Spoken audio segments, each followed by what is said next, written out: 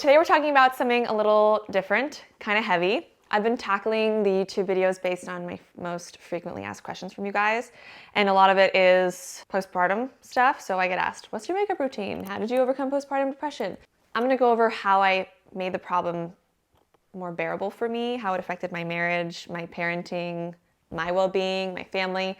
And I'm just gonna tell you guys what I did so you don't have to suffer any longer than you need to, because it is a rough ride, and I kind of want to help where I can.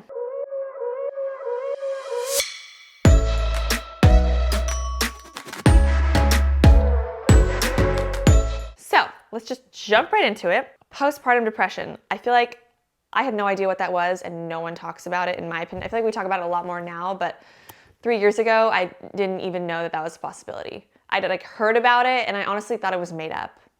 Like, how can you be sad? You just had a baby. You just created life. Get over it. No, wrong. It's traumatic for your body to make something for 9 months, to hold it inside of you, and then you're pushing it out. It's painful. Your body is completely changing. Your organs shift. Your hips shift. Your body is like conforming to what it has to for you to be able to give birth to your little baby. And that's a big shock to your body. It's a big shock to your hormones, and it's a big shock, like spiritually and emotionally, to the rest of your life and what your day-to-day looks like. The first 2 weeks after giving birth, I was very emotional, like would sob like I'd never cried before, like really uncontrollable, painful cries. And it was just, that was normal. I looked it up. It's like hormones are just really going crazy and regulating. Your body just is adjusting now to not keeping the baby alive right now.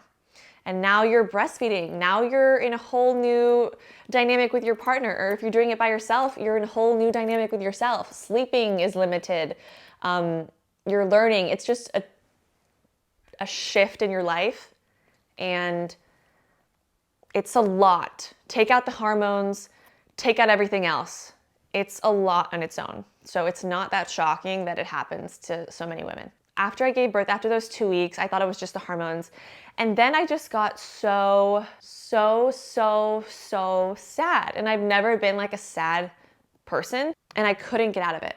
I worked out, I ate healthy, I went and saw friends. I literally did the textbook things you do to get out of depression, but it was such a weird thing. I felt like I woke up from a dream, and I had slept through my life, and I woke up in somebody else's life. Like, I missed my life, and I woke up in this new person's life, and I didn't resonate with them. I didn't understand who they were. I feel like I was just in their place, and it didn't feel like me. So for me, it was a lot of an identity crisis. Also, my situation was not ideal. Like, it was an unexpected pregnancy. It was all these things that kind of added to my doubt and my pain, quote unquote. So every situation is different, and I can only speak on mine. I feel like I always have to reiterate that, because I don't want you guys to think I'm like excluding you or making you like feel left out if I don't address something you've been through. I'm only talking about what I went through and what helped me. I was alone with her a lot, and I was just sad. I would cry. I would be a good mom, change her diaper, take care of her.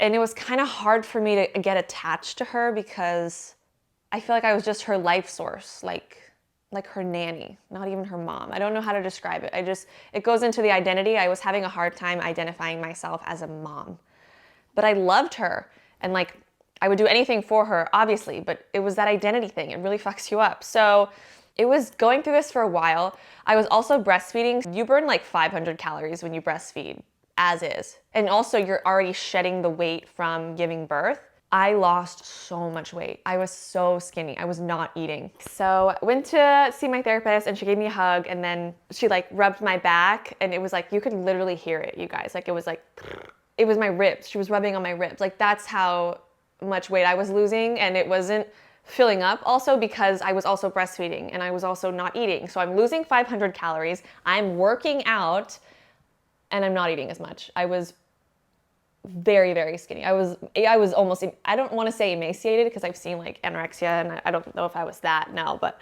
I was probably the thinnest I've ever been. That was like the first thing we addressed in therapy. And I was just like, I'm just not hungry. Everything's fine though. And I would smile, like, but be dead inside. And she's like, you're smiling at me, but you're like not. I'm like, I'm just, trying to get through this. This sucks. And we would just talk about it, and I wouldn't be honest about it. And I should have been. That's dumb. But I don't know if it's a cultural thing, but My mother, I mean, her perception has changed now, obviously, but she had the mindset that if you take any medication while you are breastfeeding, it will transfer through your breast milk and go to your baby. So let's say I would be taking Prozac while I was breastfeeding. Like, her idea would be that my baby would then be taking Prozac and would have a withdrawal when it stops breastfeeding, or if I stop taking Prozac. So it was also this big taboo thing, taking medication while breastfeeding. And that's why I was like, there's no way I'm gonna do that because my baby's gonna get it, whatever. So I waited a couple more months. It was hard on the marriage, but I do wanna say it was not the reason the marriage did not work. We definitely worked that out. It was perfectly fine. I've seen lots of TikTok trends like, this is why we're not having another kid, because this was us after our first kid, and they like walk by and totally ignore each other. That was not it, but it was also like, maybe it was, I don't know. Maybe I'm just telling myself that that wasn't part of it, but I don't think it was, because at that point I'd already gotten help for it. But I went to the doctor and I'd seen these nurses forever. They were so great, and I still remember them and I love them. And I came in one day, and this is like when I'd had it. I was, again, so small. They took my weight. I had lost like, I think it was almost 40 pounds from when I gave birth. So my OB came to me, and I will forever be thankful to the nurses because they told my OB about me. They were like, hey, Kat came in today and she's not herself. I would have not said anything if they wouldn't have said that. And she just asked me, and I broke down. And I was like, I'm married to this person that I just knew for 3 months because I got pregnant, and now I'm walking around a neighborhood with a stroller, and like I can't even travel anymore. Now I'm so worried about someone being live, and it's like exhausting to me. I'm not sleeping. It was all this stuff. And she was like, hey, that's okay. It's totally normal. Well, I told her I'd been doing therapy and that wasn't working. She's like, let's try a small dose of Prozac. And I was like, no, can't do that. And she goes, literally less than 1% will transfer into the breast milk. It is so insignificant, it doesn't even get registered half the time. I was like, oh, that's not what I thought. It changed my life. Literally being on it, I was like a new person. I was myself again, and I tried to get off it twice, and I'm back on it again. I've never been on medication, so I don't know if it permanently alters hormonally, like how you function, but I have needed it. And instead of like guilting myself about that, I'm just like, that's okay. It's just, for me, that was my journey on being a mom. So the 2 times I've tried to get off of my Prozac, it just sucked. I weaned off, 1 day on, 1 day off. I did what my doctor said, but it was a lot. I was not myself. And I gave it a couple months, and I was like, okay, I'm just gonna go back. There's no shame.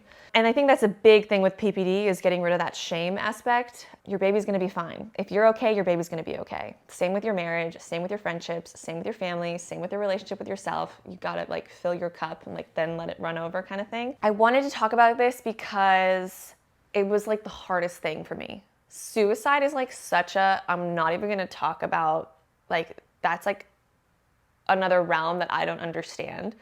And I always word it this way, like, it wasn't that I wanted to kill myself, it wasn't that, but I just want to like express the gravity of this feeling because I took it so lightly. Like, when I would hear about it, I was so naive and disrespectful. It deserves respect. It's a big deal. And if the mom isn't okay mentally, like, I think that's the foundation. So it wasn't that I wanted to kill myself. It wasn't that. I just didn't want to like be alive. I wanted everyone to be okay, and I wanted to still be there, like taking care of things, but I just didn't want to live. It sounds so ridiculous explaining it, but I've never felt that way in my life. And even feeling that way didn't scare me enough to actually tell my doctor on my own. It took her prompting me a couple times for me to then tell her.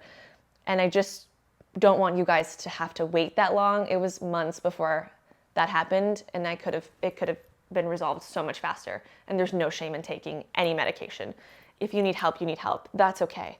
And it's weird for me to say because I did not feel that way. I was like, I can do it, I can do it, I can do it.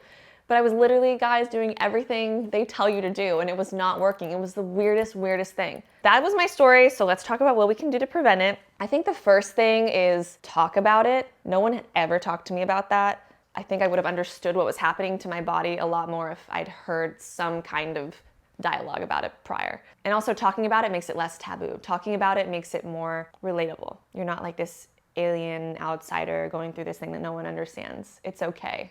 And it makes you feel like you're not alone. Second would have to be asking for help when you need it. I'm not saying you need medication, like jump in right away. I'm saying try therapy. Try talking to maybe like a close friend about it. Maybe try medication if that's your route. There's not one correct route. For me, that was my correct route. For another mom, it might have just been therapy. And also, I feel so hypocritical giving advice on if you're married or dating because obvious reasons. But my marriage was okay in this part. It was good. It was strong.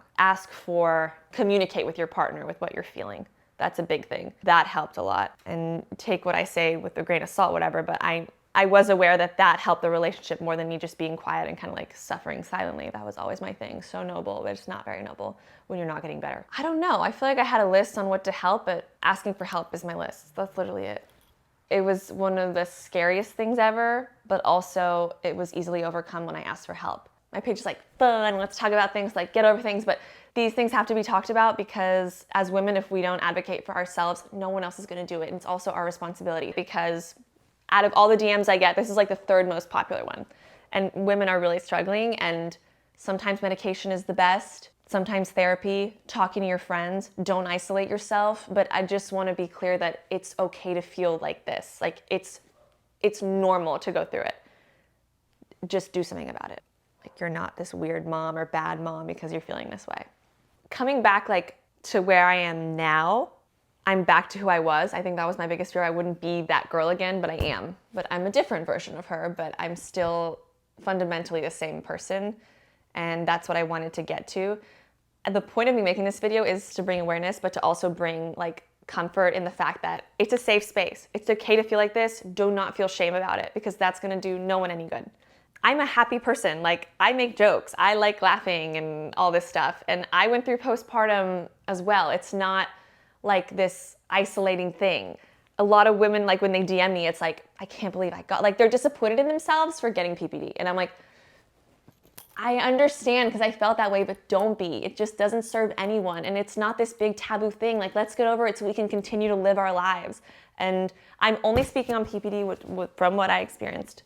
I know this is a big subject for a lot of women and husbands because they're also seeing the woman they love kind of change. They don't recognize her and they want to help her, but they don't know how. They don't know what she's going through, but they want to help. So just talk about it with your doctor, with your therapist, with your friends, with your husband, and be open about it and don't be ashamed. That's what I want to say. It's 3 years later and I feel amazing now, and it took me almost a little less than a month when I first started my medication to start feeling like myself again, and it was great. I started to put on weight again. I started to laugh and be happy and not have any of those depressing thoughts anymore.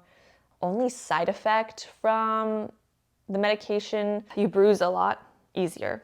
Like, so when I get hit now, it's a bruise. It's not like a light thing. I sometimes have like night sweats. Like I'll wake up like from a bad dream, like just sweating, and I'll have to like go and shower. That's probably the most thing, is it interrupts my sleep a lot. That's why I actually wanted to stop taking it after I was feeling better and after I was done breastfeeding and I felt like myself. But yeah, I just wanted to talk about that. I wanted you to see me talking about it.